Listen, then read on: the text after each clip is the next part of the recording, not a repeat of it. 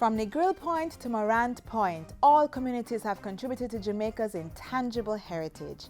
In this edition of the magazine, we look at how the JNHT is keeping Jamaica's unique heritage alive. Our first stop is in the parish of Trelawney, where we visit the residents of Low River. We take you there after the news. I'm Audrey Williams. There's more, so stay tuned.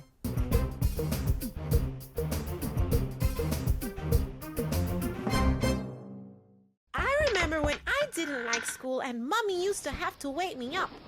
Tabla, hurry up. You're going to be late for school. Hey, now that I have a tablet, you don't need to wake me up. Since Mommy and Daddy bought me a tablet, I use my tablet for all kinds of cool stuff. I use my tablet to read books. I use my tablet to learn about history and science. I use my tablet to help with my homework. I even use it to talk to my daddy at work. Hello, Daddy! Learning is easy and fun with a tablet. Take care of your tablet, use it wisely.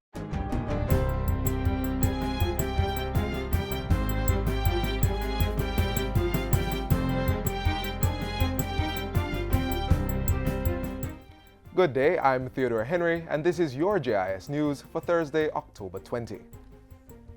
Prime Minister Andrew Holness has challenged the private sector to embrace innovation to both sustain business and protect the environment. He was speaking yesterday while touring the facilities of the Wisynco Group, the largest producer of styrofoam and plastics on the island. Mr. Holness urged the manufacturer to identify products in the Jamaican environment, such as hemp, which could be creatively used to replace styrofoam and plastics which congest the environment. I'm challenging you, the captains of industry, to see what is within our environment, within our culture, that can be used to propel innovation, to bring new products to market, that creates new streams of manufacturing, that employs new people, that gives more sales, which drive growth. Innovation. The Prime Minister's comments come as the Senate recently passed a private member's motion proposing a ban on styrofoam and small single-use plastic bags. The Wisynco Group said it was pursuing several initiatives to be an environmentally friendly business, but urged that implementation of such a ban must consider the impact on consumers and workers. Prime Minister Holness agreed, even as he insisted that plastic was a big problem that could hinder government's push for inclusive and sustainable growth. We do have a problem with plastics. It is not necessarily the solution to ban plastics, and it may not be the appropriate solution, but it must be debated. And this is a very good opportunity for bringing to the public's attention the various sides of the arguments. The Compensation Committee, established to determine recompense for persons affected by the May 2010 operation in West Kingston, should begin its work by the end of this month. On Tuesday of this week, the Justice Ministry revealed that Cabinet had appointed retired President of the Court of Appeal, Justice Seymour Panton, to chair the committee. His appointment is in keeping with the recommendation from the West Kingston Commission of Inquiry report. The two remaining members of the committee are to be named shortly. They will be mandated to investigate all claims brought by aggrieved persons and to determine the compensation payable to those who sustained injuries in the operation, as well as to the personal representatives of deceased persons. Government has indicated that it is prepared to honor those legitimate claims, even if the time frame established in law has expired. The Compensation Committee has been given 9 months from the start of its appointment to conclude its work. In the meantime, it is expected that the ad hoc committee of Cabinet, established to advise on government's execution of the Commission of Inquiry recommendations, will make its final report before the end of October. A water, energy and sanitation project has been commissioned into service at the Beersheba Primary School in Newmarket, St. Elizabeth. The $2.5 million project was undertaken by the Rural Water Supply Limited. It was officially commissioned into service on October 14 and will benefit some 250 persons.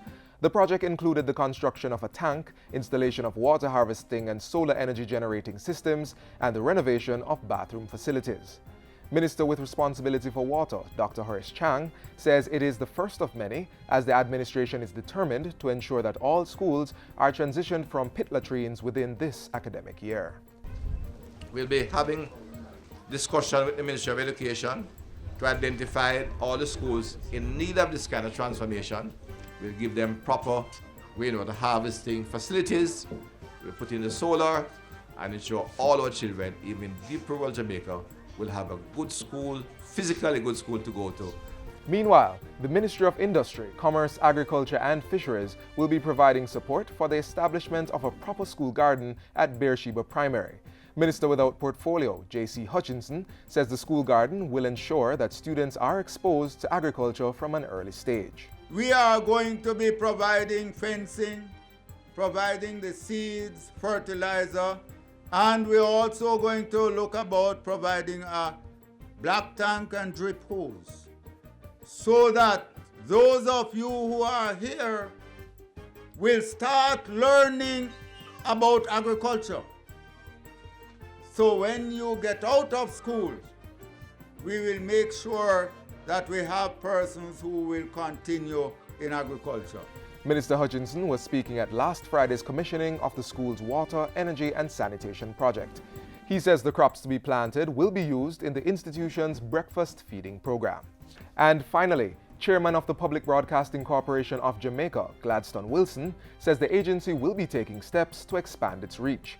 He was speaking at a recent JIS think tank. We want to do a number of things by expanding our reach and make our programming a little more robust to try to cater to all Jamaica, because you cannot be a public broadcasting system unless you're available to everyone. The PBCJ was created in 1997 by an Act of Parliament. Its mandate is to provide public broadcasting services to promote positive values and attitudes within the society and the dissemination of news, information and ideas on matters of general public interest, among other things. In keeping with that, the agency has organized a symposium to address several issues affecting public broadcasting in Jamaica. The three-day event wrapped up at the Jamaica Conference Center today. And that's it for JIS News Today. I'm Theodore Henry. Thanks for watching.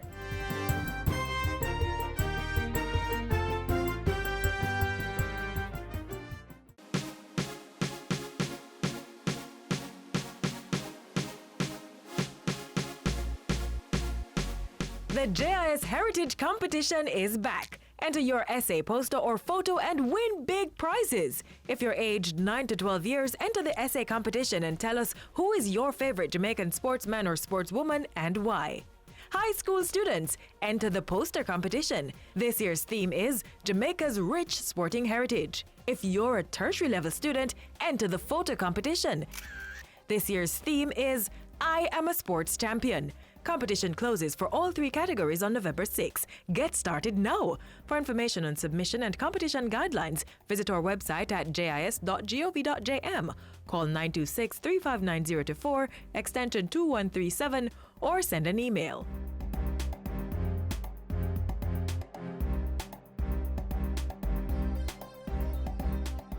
Government has set out to ensure that farming communities have water to sustain production. Residents of Low River and adjoining communities in Trelawney are benefiting from one of these water supply systems, connecting their homes to their farms.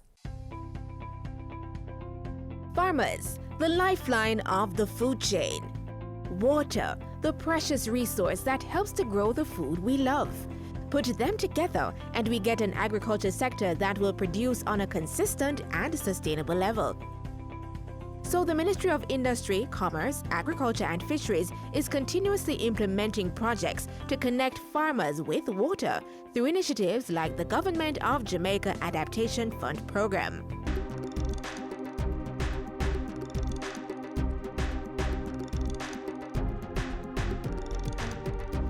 The agriculture component of the GOJ Adaptation Fund program is to build farmers' resilience against climate change.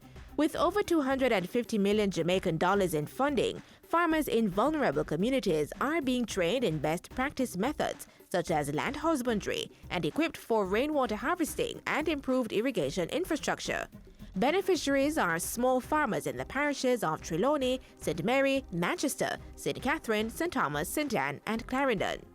We journeyed into the hills of Low River in southern Trelawney to look at the work being done to harvest and distribute water to the predominantly yam farming community. The Low River Water Harvesting and Irrigation Scheme is just under $2 million.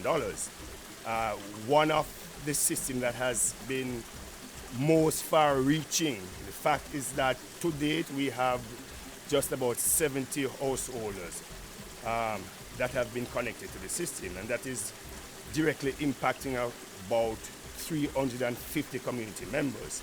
This system comprises of an entombment. What we have done, we have improved the entombment. We have built a wall across this area here, about 5 to 6 feet in depth and about 12 feet across, and that has improved the water storage capacity significantly. It was about 9 feet prior to the intervention, and now the 6 feet that we have added brings it to about 14 feet in depth. To increase the flow of the water from the hill, the 3-inch pipes which connected the system before were changed to 6-inch pipes. And that is what accounts for the significant pressure that we observe down in the community.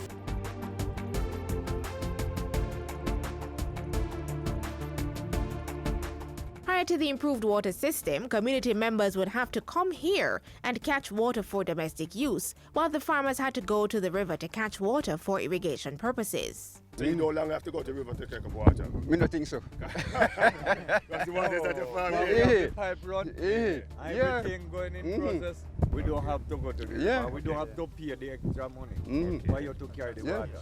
I think this water system would help us better now. Presently, we have an approximately 470 farmers who benefit from the system. These farmers presently cultivate some 267 hectares of land. We are encouraging farmers to farm what we call climate smart agriculture. And this project certainly is a way to assist these farmers in order for them to produce all year round and in order for them to support, especially the import substitution program that the government is presently promoting. The Low River Water Project was started in 2014 by the residents and Councillor of the Lorimer's Division, Paul Patmore. By enhancing the water system, the Government of Jamaica Adaptation Fund program was able to not only increase the flow of water, but also ran pipes along the main, and the residents took it a step further. They have gone ahead and invested in pipes, in black tanks, to take the water from our distribution line into their households. So this is a real partnership between the community and the project. I would just want to take time out just to say thank you to the management and staff of the Georgian project, and we really appreciate it. Many of the farmers have testified that they are able to go back into production, expand their production, and quite a number of householders are now living more comfortable in terms of having access, increased access to water, both for irrigation as well as domestic purposes. The greenhouse that was out of operation because of the lack of water, preparation is being made as we speak to recommission that greenhouse into production. Transportation comes as far as from St. Anne, Clarendon, Manchester, to collect water, to carry back to those communities to service farmers as well as community householders for domestic as well as irrigation use. The next phase of the Low River Water Project is to connect the farmers with on-farm irrigation systems.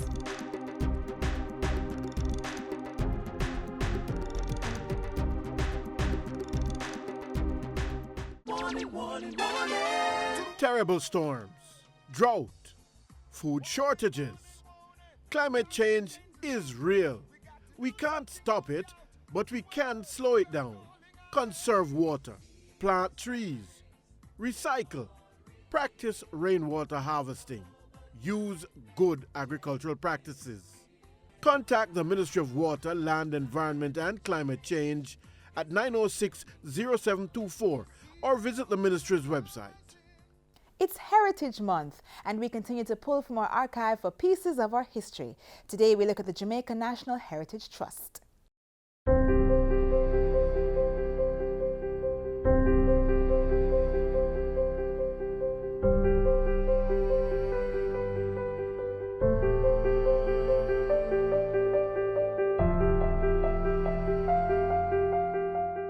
The Jamaica National Heritage Trust is more than just a building that houses artifacts. It's a symbol of our post- and pre-independence period.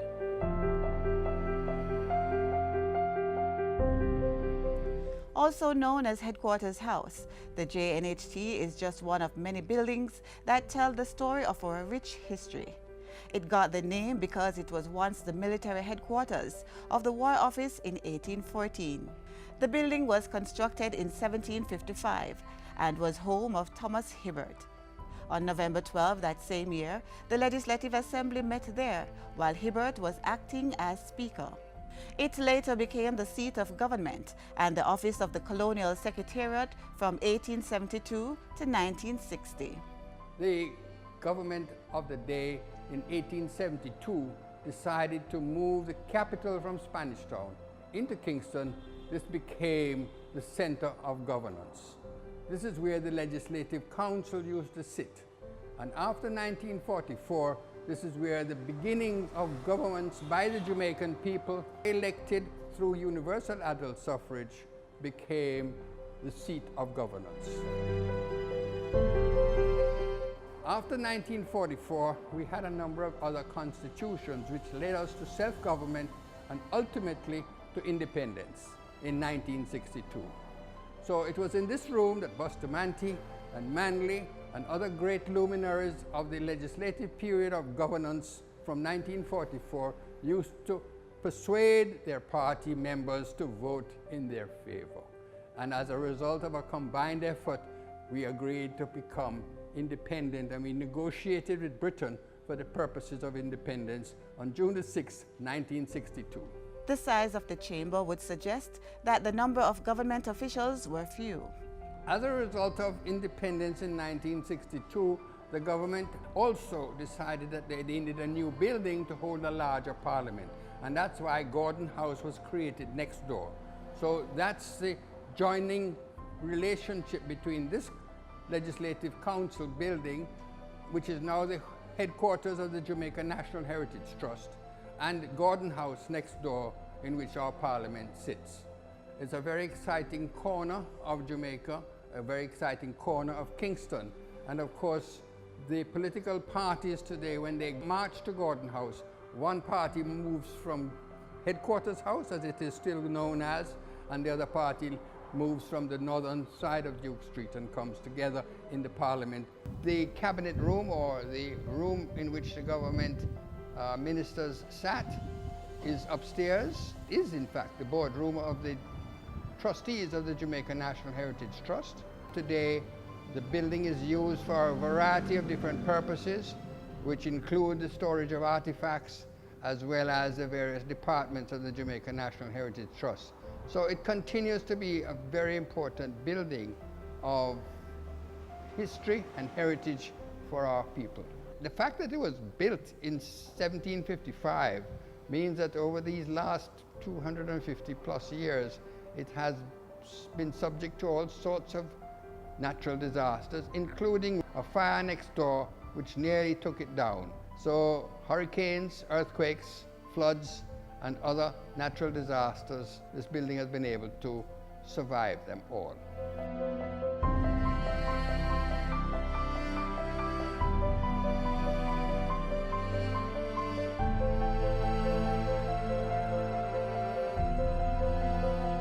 Did you know that it was from this building on October 12, 1865, that Governor Edward John Eyre planned his attack against the St. Thomas freedom fighters? He declared martial law from this house on Friday, October 13. And it was also here that the Right Excellent George William Gordon was arrested in 1865 and taken to Morant Bay, where he was executed.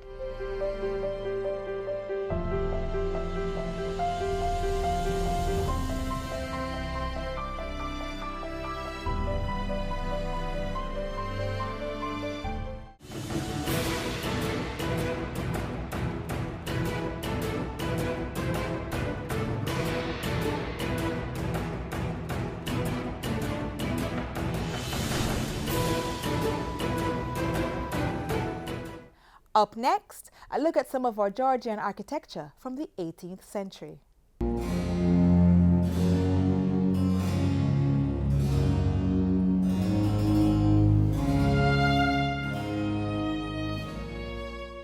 The year was 1655 when the British first explored the terra firma, which is Jamaica, and discovered her prime lands, peaceful people, and eternal splendor. They explored her economic viability, leaving us lush green spreads of sugarcane cultivation, covering countless square miles of this, our land. And today standing, many unyielding and unmoved, structures of an inimitable mold and imposing stance. Some over 250 years old, set aloft as waters of the world beneath and keepers of countless tales, which unraveled on the high seas. These are Stonewall monuments, enclosing priceless narratives of our heritage, erected under the directives of the British. These are structures of the Georgian ilk, strewn in the highlands and on the roadways of Jamaica.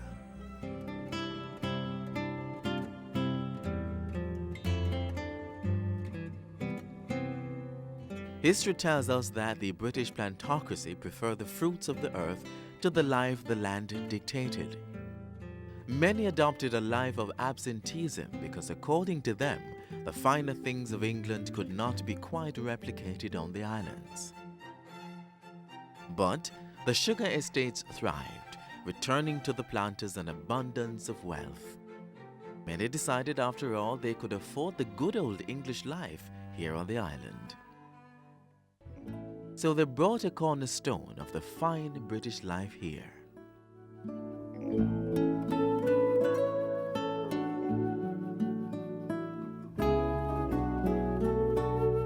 The obsession of the English planters with contemporary British taste led to the establishment of a potpourri of Georgian structures on the island between the late 18th and early 19th centuries.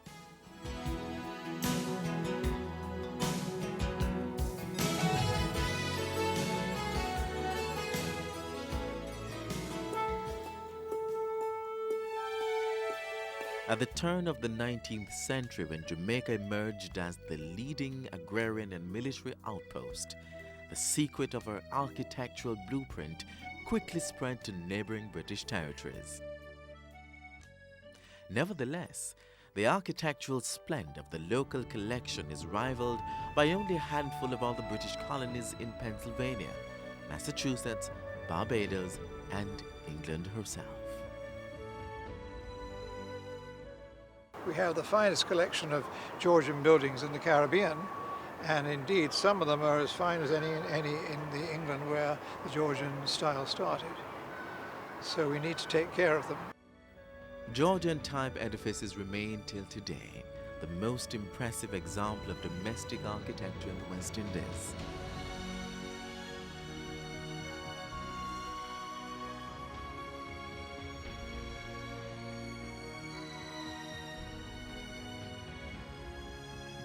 Georgian-style architecture became popular in England during the reign of King George IV and his antecedents from 1711 to 1830.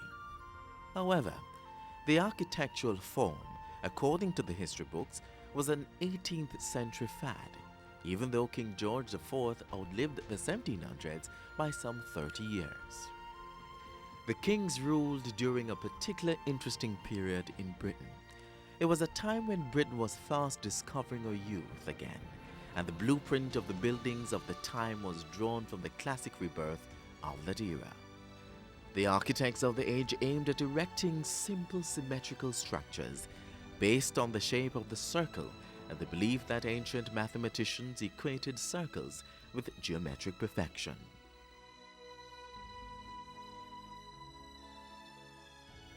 The Georgian building is a balanced structure, designed as it were for perfect dissection.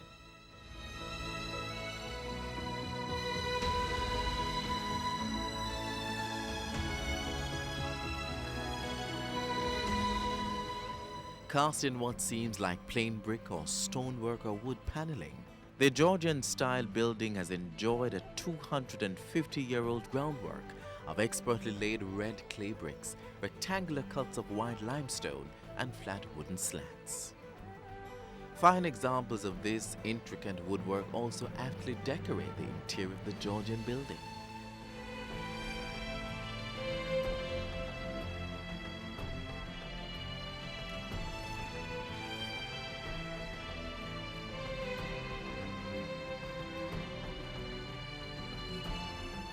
Watching the world outside set grandly in the building's walls are striking multi-glass windows, almost echoing a whispering reminder of the vintage appeal intrinsic in classic Georgian architecture.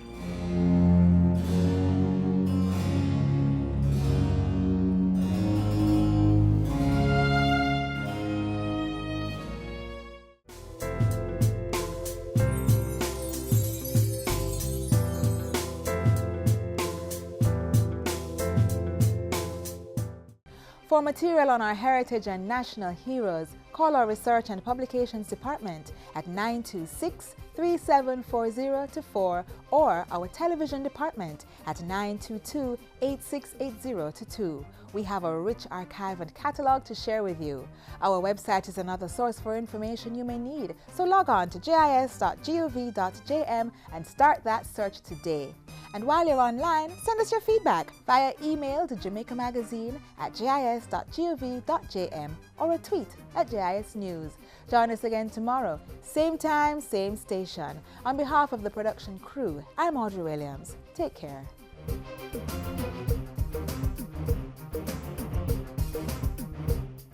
This has been a production of the Jamaica Information Service, the voice of Jamaica.